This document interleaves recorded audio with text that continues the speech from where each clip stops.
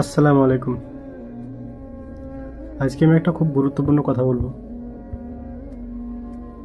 সেটা হলো অহংকার নিয়ে। অহংকার মানুষকে ধ্বংসের পথে নিয়ে যায়, বরবাদের পথে নিয়ে যায়। যদি কোনদিন সময় থাকে তো কবরস্থানে পাশ দিয়ে যাবে, ওখানে দেখবে হাজার হাজার মানুষ তোমার মতো আমার মতো, যুবক যুবতী শুয়ে আছে এবং তারা মাটির নিচে মিশে গেছে। যারা অহংকার করতো তারাও মাটির নিচে মিশে গেছে। অহংকার এমন একটা জঘন্যতম জিনিস, যেটা ইবলিস শয়তানের মধ্যে ছিল। ইবলিস কিন্তু প্রথম শয়তান ছিল না, সে আল্লাহর খুব প্রিয় বান্দাই ছিল প্রথমে।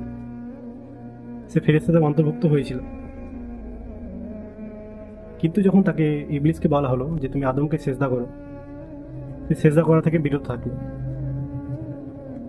কারণ তার মনে অহংকার চলে এসেছিল। অহংকার থাকার কারণে কিন্তু তাকে আল্লাহ তাআলা শয়তান বানিয়ে দিয়েছে।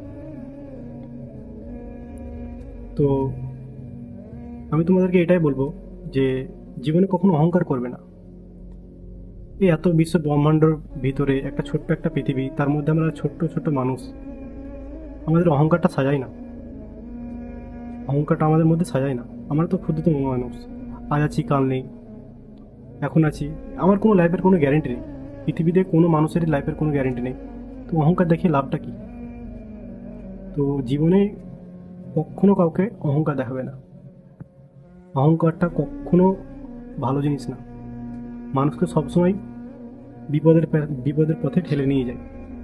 মানুষকে সবসময় খারাপ পথে নিয়ে যায়। অহংকার জিনিসটা সারা জীবন থাকে না, এটা চিরস্থায়ী নয়।